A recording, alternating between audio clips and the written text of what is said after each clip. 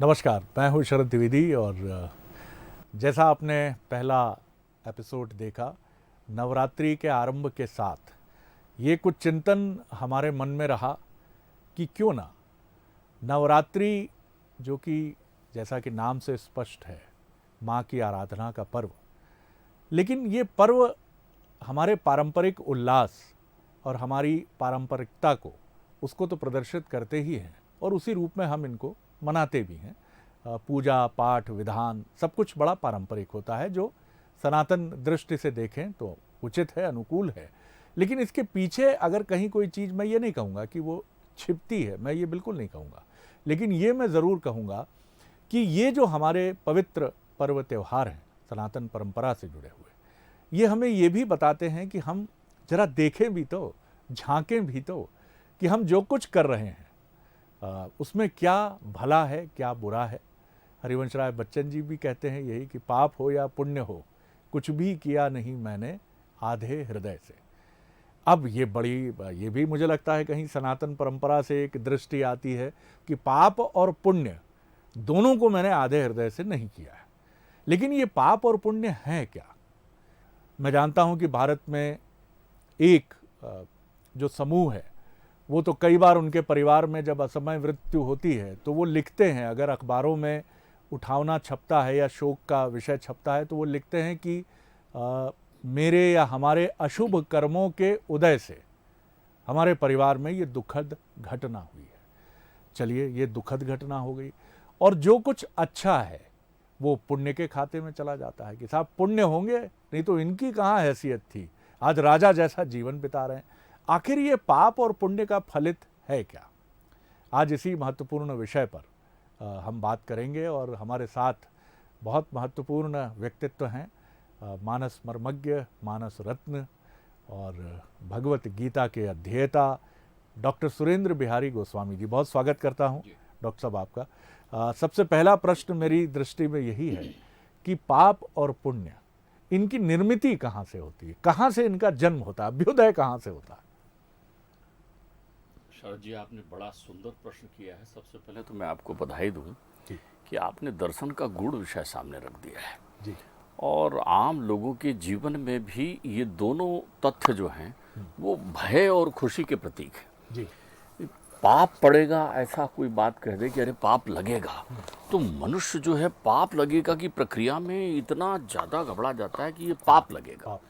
अब वो डिफाइन नहीं कर पाता कि पाप क्या है, वो परिभाषित नहीं कर सकते कि किससे पाप लगेगा। जो कह दिया जाता है उससे पाप लग जाता है। दूसरा ये है कि पुण्य मिलेगा तो एक हर्षित मन से हो जाता है। बहुत सारे काम वो फलश्रुति में करता है ये सोचकर कि मुझे इससे पुण्य मिलेगा। वो बलात् समय निकालता है कि भैया सवेरे उठ के जरा ये कर देना, ठंड में गरीबों को रजाई कंबल उड़ा देना, तो वो 4 काम निकाल करके वहाँ जाता है। अब आपके प्रश्न की शुरुआत करने के पहले ये समझना पड़ेगा कि पाप और पुण्य लगता किसको है। देखिए, भारतीय सनातन संस्कृति में 84 लाख योनियों का वर्णन किया गया है और 84 लाख योनि इतनी द्रुत गति से मनुष्य बिताता है, उनकी सबकी बड़ी क्षणिक आयु होती है।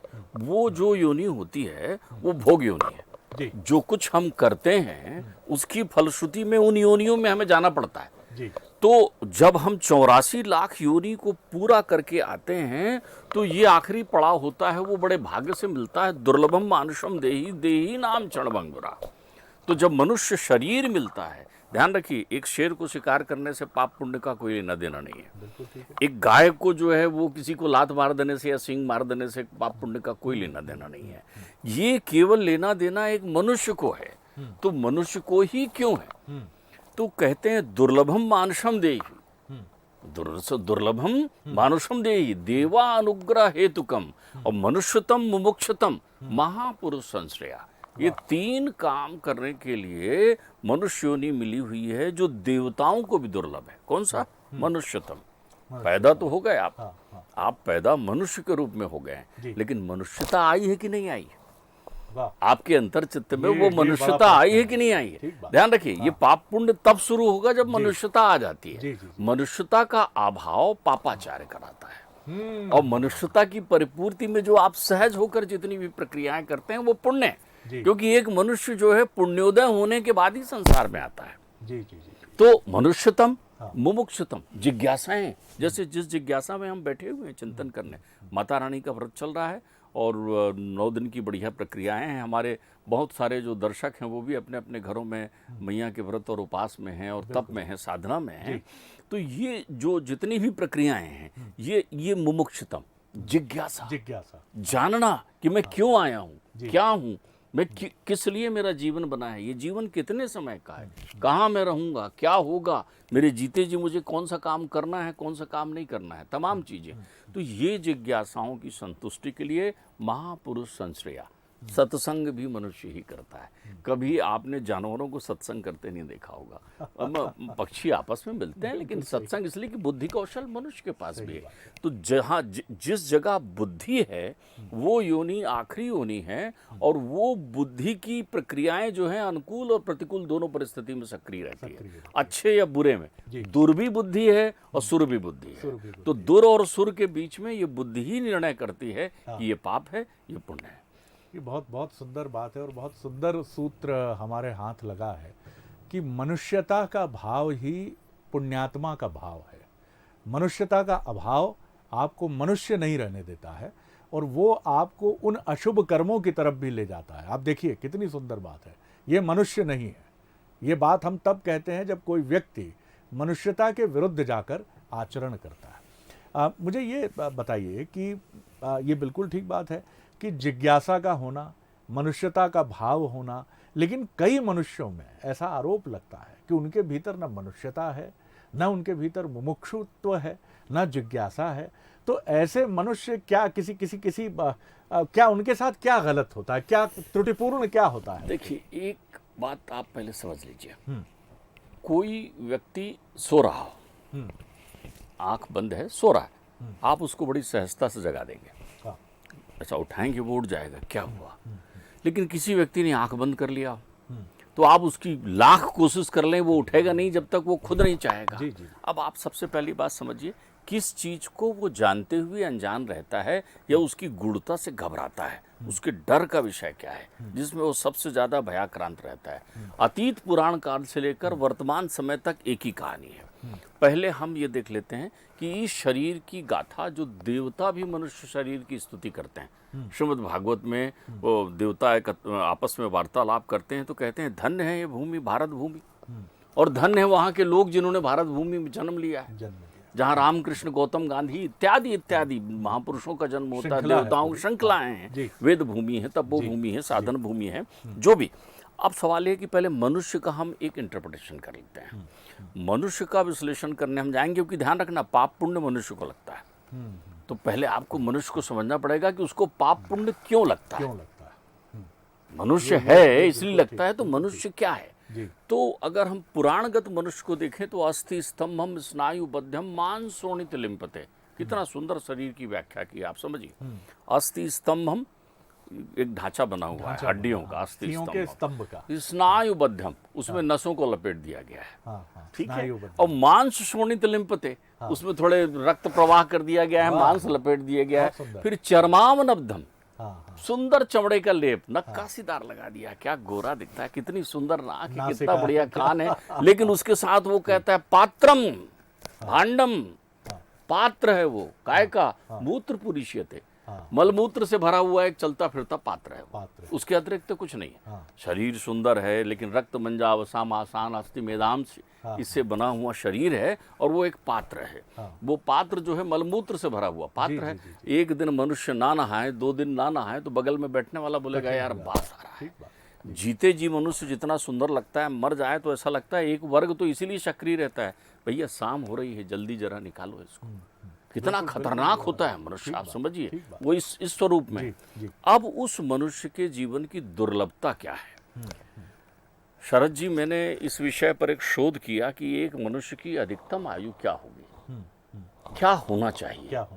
तो जब इस पर शोध किया तो एक सर्वमान्य सत्य ये निकल कर आया, चाहे वो जन्मदिन में हो, चाहे वो बुजुर्गों के आशीर्वाद में हो, शतायु भव, जियो 100 साल। तो 100 साल की एक मनुष्य की आयु। अब देखिए, जिससे वो घबराता है, जिसके कारण वो उधर पलट के नहीं देखना चाहता, वो जिज्ञासा उसकी नहीं होती, यानी जिसके कारण उसने आंख बंद कर रखा है। उस सत्य को पहले आप समझिए। तो वो मनुष्य जो है 100 वर्ष जीता है, एक वर्ष में 365 दिन, यानी कुल मनुष्य 36,500 दिन जीता है। अब आप बात समझिए, मनुष्य का ध्यान कब आता है? एक बिटिया बढ़िया लाड़ो घर में खेल कूद रही थी, इधर उधर बैठी थी, बतिया रही थी, गप्पें कर रही थी, तो महतारी ने टोका, है अब 28 साल की हो गई है, जरा ध्यान से बैठ और अब इसकी शादी ब्याह करना है। एक छोकरे को पिताजी ने टोका, अरे तेरे को होश नहीं है, अब 30 साल का हो रहा है, कब शादी करेंगे, तेरी कब नौकरी कब करेगा?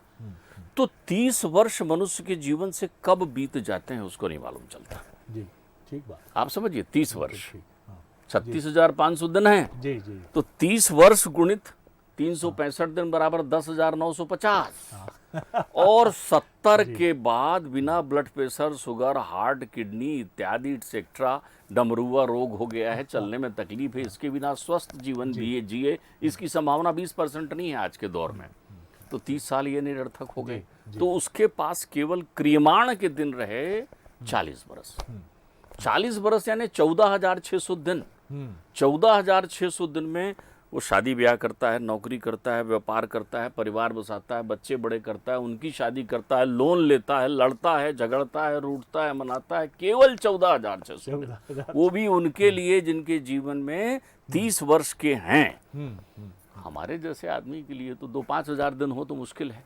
लेकिन ये अच्छा लगता है, ध्यान रखिए, आदमी तुरंत सुन लेता है। आप कहिए कि पता नहीं मैं कल जीऊंगा कि नहीं जीऊंगा, तो आदमी को अच्छा लगेगा, हाँ भाई पता नहीं आप कल जिए कि न जिए। और उंगली बदल दीजिए, आप कहिए पता नहीं तू कल जिएगा कि नहीं, तो नाराज हो जाएगा। जानत समझत अनुभवत तदपि न मानत नीच, और चपरी चपेटे नित गहे और केस गहे खरमीच। मृत्यु रोज तुम्हारे बाल खींच रही है, नित्य जो है आप समझ रहे हैं। शमशान में जाकर राम नाम सत्य है करते हुए रोज जानते हैं, अरे साहब कल तो बैठे थे आज चले गए। लेकिन आप अपने शरीर के नाशवान तत्व को जानते हुए भी विस्मृत रहते हैं। विस्मृत क्यों रहते हैं? अहम करते तो अहम मानम महाकृष्णा आहि दंसिता। एक बड़े विषय नाग ने आपको डस रखा है, जिसमें आप ये सोचते हैं कि मैं करता हूं। अगर तुम करते हो तो फिर तुम करो, करते रहो तुम, फिर अनंत काल तक चलो। फिर अच्छा तो कर रहे थे, सवेरे कैसे चले गए? तो हमारे जो कर्तृत्व का है, कर्तृत्व के भान को विस्मृत कर देना, ये सबसे बहुत बहुत महत्वपूर्ण बात है। और इसी पर गीता का एक श्लोक मैं देख रहा था, इसलिए ये मोबाइल भी मैं अपने साथ लेकर आया हूँ जी। और ये मुझे बहुत सुंदर लगा, और मैंने कहा कि आप जब साथ होंगे तो मैं इसको ज़रूर आपसे समझना चाहूँगा। सर्वधर्मान परित्यज्य मामेकं शरणं व्रज, अहम त्वा सर्व पापेभ्यो मोक्षयिष्यामि मा शुचः। कृष्ण ये कैसे कहते हैं कि तुम सब धर्म भी छोड़ दो, मेरी शरण में आ जाओ, मैं तुम्हें पापों से मुक्त कर दूंगा। इसको मैं कैसे समझूं? बहुत सुंदर बात है। देखिए, अर्जुन भयाक्रांत है। अर्जुन को केवलम भी कहते हैं, जी, अर्थात जो है पुरुषत्व विहीन भी कहते हैं कि तू कैसा पुरुषत्व विहीन आदमी है, डरा हुआ है, कैसे मार दूं सबको, ये मर जाएंगे, तमाम चीजें हैं। तो अर्जुन को पहले ज्ञान, भक्ति, योग, वैराग्य, तमाम चीजों का शिक्षा देते हैं, और तो और दिव्य दृष्टि देकर अपना विराट रूप भी दिखाते हैं, और उससे कहते हैं कि देख ये जितने लोग हैं ये सब मुझ में ही समाहित हो जाएंगे। सब बातें उनको समझाते हैं। जब वो आखिरी समय आता है तो वो पूछते हैं उसको, सब समझ गए, अब सब भूल जा। ये किसी काम का नहीं है, ये किसी काम का नहीं। ये केवल तेरे को एक अनुशासन पथ पर अग्रसित करने के लिए रास्ता है। तू शरीर है ही नहीं, तू शरीर है ही नहीं। इसी चीज को एक दूसरी बात कही गई, ईशावास्योपनिषद में क्या कहा गया है? ईशावास्यम इदम सर्वम यत् किंचित जगताम जगत। कण कण में, घट घट में विद्यमान उस चेतना शक्ति को जान, वो मैं हूं। लेकिन उसको जानने के साथ क्या कर, जान तो गया तू, घर तेरा है, बच्चे तेरे हैं, प्यार से देखा, रे मेरे बच्चे, देख लिया, लेकिन तू ये सोचते रहा, तेन तकतेन भुंजीता माँ गृधा कसस्वेद। वो कहते हैं कि उसको त्याग भाव से देख। बच्चे को देख तो सोच, चलो ये वृक्ष बढ़ेगा, आगे चलेगा, मैं तो रहूंगा नहीं। यदि आप नित्य प्रति अपनी मृत्यु को धन्यवाद देते हुए सोते हैं कि तुमने मुझे दिन भर दिया हुआ है और मैं अपने आप को समर्पित करता हूं तुम्हारे पास, तो तुम्हें अच्छी निद्रा आएगी और सवेरे उठकर सुखद रात्रि के लिए मृत्यु को नमस्कार करिए, क्योंकि काल भी परमात्मा है। तो परमात्मा कहते हैं कि तू समझ, ईश्वर अंश जीव अविनाशी, जो तू है सो मैं हूं, सो हम को हम सो हम, तो तू मुझ में ही समा जा। मन मना भव मद भक्तो माद्याजी मा नमस्करुम मामे वैशी सत्यम ते प्रजानु प्रियोस्मि में, सब मुझे समर्पित कर, छोड़ते जा। अब क्या होता है, आप छोड़ क्यों नहीं सकते? क्योंकि आप जिसको छोड़ जाना है उसको पकड़ रखे हो। कष्ट आपको कहाँ होता है, पकड़ना है और जिसको पकड़ना है उसको छोड़ दिया। जिसको पकड़ना है उसको छोड़ने की जरूरत ही नहीं पड़ेगी, तुम सब छोड़ के उसको तो पकड़ लो, ये समझ जाओ। बहुत सुंदर। जैसे ही तुमने सब छोड़ा, सब तुम्हारा हो गया। तेन तक तेन भुंजीता। वाह वाह वाह। जब तुम, हमारे यहाँ तो आरती में भी कहा गया है, तन मन धन सब है तेरा और तेरा तुझको अर्पण क्या लागे मेरा। तो अब आप क्या करते हैं कि वो खाली आरती में गा देते हैं, छोड़ने की बारी आती है।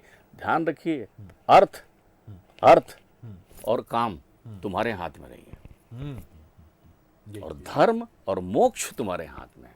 धारेणिति धर्मा, धर्म के आधार पर ही पाप पुण्य मिलता है। लेकिन आप धर्म मतलब समझ लेते हैं हिंदू मुस्लिम सिख ईसाई, वो धर्म थोड़ी है, वो तो पंथ हैं।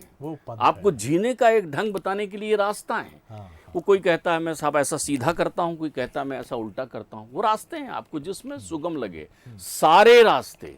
अपना तो आशिकी का किस्सा ये मुख्तसर है, हम जा मिले प्रभु से दिलवर बदल बदल कर। वाह, तो वो सारे रास्ते हैं। सुंदर बात है। तो तुम इन रास्तों को जो है चिन्हित करो, ये पंथ है। धर्म क्या है जो तुमने धारण किया है। देखिए अभी मेरा धर्म क्या है, बोलना। आपका धर्म क्या है, सुनना। तो मैंने नाम रख लिया, बोलने वाला वक्ता हो गया, सुनने वाला श्रोता हो गया, गाड़ी चलाने वाला ड्राइवर हो गया, आने वाला जाने वाला, अलग अलग नाम रख दिया आपने। तो जो चीज हमें धारण करना है वो है मनुष्यता, वो है मुमुक्षुता, वो है जीवन के इस सार को समझना कि मैं नश्वर काया के भीतर कुछ है। इतनी चर्चा के बाद मैं ये तो समझ पाया हूँ कि जो धारण करने योग्य है वो मनुष्यता है, और यही मनुष्यता है। और बाकी कहीं ना कहीं, जिसको गीता ने बहुत सुंदर परिभाषित किया है, जिसको हम अंग्रेजी में कहते हैं अटैचमेंट के साथ डिटैचमेंट, मोह के साथ विमोह, कि ये पुत्र मेरा है, लेकिन अगर मेरा मोह इससे दिन प्रतिदिन बढ़ता चला गया तो ये उसकी भी कठिनाई बढ़ाता है, मेरी भी बढ़ाता है। लेकिन क्या मैं उससे मोह करना छोड़ दूं? नहीं। लेकिन मैं ये मानूं कि ये कहीं ना कहीं ये जो हमारा संबंध है छूटेगा तो अवश्य। और फिर समर्पित कहाँ होना है?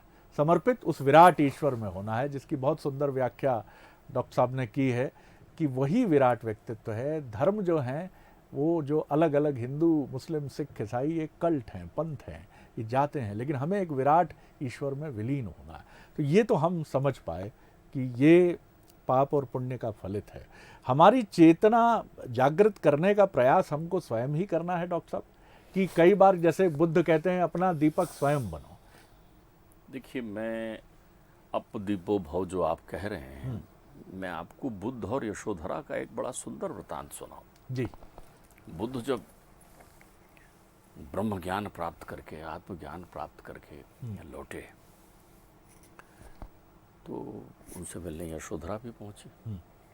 उन्होंने कहा आप रात में सबको छोड़कर भगे थे जंगल में, आप कुछ प्राप्त करने गए थे, वो मिल गया? उन्होंने कहा हाँ मिल गया। बहुत अच्छी बात है। बोले क्या वो यहाँ नहीं था? ओहो। बुद्ध मौन हो गए। बुद्ध मौन हो गए क्योंकि जो घट घट में है, जो ज्ञान उनको वहां मिला वो घर में भी था। और गृहस्थ जीवन तो धन्नो गृहस्थ आश्रम, संसार में रहकर सारे काम करते हुए, जैसे वो कमल का पत्ता जल में रहता है, लेकिन जल कमल के पत्ते में नहीं रहता। संसार में देखिए राग के साथ अनुराग रखना, राग से तो पूर्वग्रह आते हैं, विषय की उत्पत्ति होती है, लेकिन जैसे ही अनुराग हो जाता है वैसे ही चित्त शुद्ध हो जाता है आपका। ऋतम प्रपिबंतो, वो जो पीना अपने अंदर बैठा हुआ जो आत्म तत्व है, ऋतम प्रपिबंतो, वो सत्य का पान करता है। और सत्य क्या है? सत्य यही है कि ये शरीर मैं नहीं हूं, मैं वो दिव्य आत्मा हूं जो अनादि है, अखंड है। नाश इस शरीर का होना है, ये तय है, लेकिन उस चेतना शक्ति का नाश नहीं होना है। देखिए साहब, एक दिया जल रहा है, आप कल्पना करिए एक दिया जल रहा है। अब दिया में बाती है लौ उसकी जल रही है, अब दिया जलते जलते तेल खत्म हुआ तो दिया बुझ गया, तो क्या रोशनी खत्म हो गई? वो किसी और दिए में पहुंची है। रोशनी कभी नहीं खत्म हो सकती। तो आपके अंतर चित्त की वो रोशनी मुमुक्ष भाव से आपके पास प्राप्त होगी। अब हम देखते हैं कि मनुष्य को पाप और पुण्य का फलित कैसे मिलता है। जो मनुष्य बहुत बेचैन है, गीता में ही सार दिया हुआ है। गीता बड़ा भेद बता देती है, कर्म के 3 विभाजन कर देती है। सबसे पहले गीता कहती है अवश्य में भोक्तव्यम कृतम कर्म शुभाशुभ। वो कहती है कि तुमको तो अपने कर्मों का फल तो भोगना ही पड़ेगा, ये उसमें कोई रास्ता नहीं है। लेकिन कर्म के फलों में एक दैनंदिनी कर्म फल है, जो दैनंदिनी करते हैं आप, नहाना धोना उठना बैठना, ये इसके त्वरित फल आपको मिलते हैं। नहाओगे तो फ्रेश हो जाओगे, नहीं नहाओगे तो फ्रेश नहीं होगे। ये वो कर्म फल हैं जिनको योग नहीं किया जा सकता, इनके योग नहीं होते, तत्काल है। प्यास लगी पानी पिया, तृप्ति मिल गई, कर्म फल मिल गया आपको। भोजन आया, भूख लगी, तृष्णा खत्म हो गई। लेकिन कर्म को वो विभाजित करते हुए कहते हैं कि एक होता है कर्म, एक होता है अकर्म और एक होता है विकर्म। 3 हैं कर्म के विभाजन। इस कर्म अकर्म और विकर्म से संचित प्रारब्ध और क्रियाण बनता है। ठीक बात। तो अब कर्म ऐसा है, अक्सर मनुष्य अपने कर्म पर ध्यान देता है। कर्म के ध्यान देने के लिए आप ध्यान रखिए, जब भी कोई व्यक्ति कहे मुझे समझ में नहीं आता कि मैं गलत कर रहा हूँ कि सही कर रहा हूँ, सबसे पहले समझ जाना वो व्यक्ति सबसे नंबर 1 का झूठा है। क्योंकि इस शरीर में एक सिक्स सेंस विद्यमान है जिसको हम मन कहते हैं। हमारा मन बना ही इसलिए है, जैसे ही जय कुपंत पग धरे खगेसा, जैसे ही आप कुछ गलत करते हैं अंदर से आवाज आने लगती है, मन तुरंत बोलने लगता है, बुद्धि तुरंत। आप किसी चीज को उठा कर रखिए चुपचाप, अंदर से आवाज आने लगे ये चोरी की है तुमने, गलत है। लेकिन आप उसकी संपुष्टि के लिए एक ढूंढते हैं, उसको नहीं, उसको कहें अरे यार मैंने ये फलानी का मोबाइल उठाकर जेब में रख लिया, ठीक किया कि नहीं किया? तो दूसरा आदमी आपके साथ मिलता है, वो भी तुरंत नहीं बढ़िया, वो बहुत ज़्यादा जो है बात करता था और ये है और बड़ा वो समझता क्या है अपने आप को। तो आप एक संपुट ढूंढते हैं जबकि आप जानते हैं कि आप गलत हैं। तो कर्म के आपका सुकर्म है या कुकर्म है, अच्छा कर्म कर रहे हैं या बुरा कर्म कर रहे हैं, किसी से पूछने की जरूरत नहीं है। आपका अंतर चित्त का मन साफ साफ आपको चिल्ला कर कह रहा है ये कर्म है। अकर्म जो है आपका मौन है। बाबूजी गुस्सा हुए तो कर्म से भी गुस्सा हो सकते हैं। आते ही बड़बड़ाने लगे, चिल्लाने लगे, खूब तेज बोलने लगे, आप डर गए बाबूजी गुस्सा है। और दूसरा तरीका, एक बाबूजी ऐसे गुस्सा होते हैं तो चुपचाप हो गए, तो वो जैसे ही चुप हो गए तो सब लोग डर गए अपने आप, बाबूजी आज गुस्से में हैं, कुछ बोल नहीं रहे हैं। बहुत सारे लोग अकर्म के भी दोषी हो जाते हैं। क्रिया तो संचालित होती है। आप देखिए कर्ण है, भीष्म पितामह हैं, गुरु द्रोणाचार्य हैं, ये अपने अकर्म के दोषी हैं, जो मौन रह गए थे, कुछ कर्म नहीं किया था जब वो अबला चिल्ला रही थी। बिल्कुल तो अकर्म का दोष मिला। लेकिन सबसे जादुई कर्म है विकर्म, मन का कर्म। आप बैठे हुए हैं, किसी के पास सोच रहे हैं इसकी जायदाद मुझे मिल जाती तो कितना अच्छा रहता। ये विकर्म है, ये विकर्म है। मानसिक कर्म जो आप कर रहे हैं, तो ईश्वर राम झरोखे बैठकर और सबको मुजरा ले, चलिए जाकी जैसी चाकरी वाको वैसे दे। बहुत सुंदर बात है। और मुझे लगता है सबसे महत्वपूर्ण बात ये है कि हम ये समझ पाए आज के इस संगोष्ठी कहूँ, इसको सत्संग कहूँ, संत संग कहूँ, जो भी समझिए इसको, लेकिन बहुत इसमें आनंद है। कम से कम मैं तो इसका बड़ा आनंद उठाता हूँ, क्योंकि जीवन भटकने का मैं आनंद तो नहीं कहूँगा, लेकिन भटकने की पीड़ा से आप और हम सभी गुजरते हैं। जब हम किसी मार्ग में भटक जाते हैं, किसी का घर ढूंढते हुए बहुत लंबे समय तक दूसरे दूसरे स्थानों पर भटकते हैं, तो भटकना ही जीवन में ये तो सांसारिक भटकना हो गया, और ये भटकना पाप पुण्य का है कि आप उस चौराहे पर खड़े हो जाते हैं जहां आपके कर्म अकर्म और विकर्म, इन तीनों के गलियारों में आप भटकते हुए कहाँ चले जाते हैं, और तीनों का अपना अपना रिएक्शन है, और ये रिएक्शन आपको परेशान करता है, आपको पीड़ा में डालता है। और यही पाप पुण्य का वो फलित है जो बड़ा चमत्कारी भी है, जिससे हमको बहुत डराया भी जाता है। हालांकि डरने की कोई आवश्यकता नहीं है, लेकिन उस परम पिता परमेश्वर की शरण में समाहित हो जाना, यही सद्गति का सबसे बड़ा मार्ग है। और वो ईश्वर है मनुष्यता रूपी ईश्वर, जो कहता है कि मानवता के प्रति समर्पित रहो, अपना समर्पण भाव पूरी शक्ति से मनुष्य के लिए ही या जीव जगत के लिए अपने भीतर की समस्त शक्तियों को प्रेरित करो और उनके लिए जुट जाओ। लेकिन हमारे लिए तो अध्यात्म या इस तरह का सत्संग भी जो है पैरासिटामॉल की गोली की तरह होता है कि एक पानी के साथ गोली निगली, हम सोचते हैं कि ऐसा कुछ हो जाए और मोक्ष का रास्ता भी ऐसे ही खुल जाए। नहीं साहब, ये नहीं हो सकता है। तो सुनते रहिए। लगातार 9 दिन हमारे साथ डॉक्टर सुरेंद्र बिहारी गोस्वामी रहेंगे और ये बड़ा सौभाग्य है हमारा कि उनके साथ हम कुछ उस भारतीय वांग्मय, भारतीय मनीषा, भारतीय सनातन परंपरा से उन मोती चिंतन के ढूंढ कर हम लाएं और प्रस्तुत करें जो आप भी गुनते बुनते उनको रहिए। डॉक्टर साहब, मैं बहुत प्रणाम करता हूं आपको, बहुत आनंद आता है और एक और नए विषय पर एक दिन बाद हम फिर आपके साथ बैठेंगे। बहुत धन्यवाद और अब दीजिए अनुमति। नमस्कार।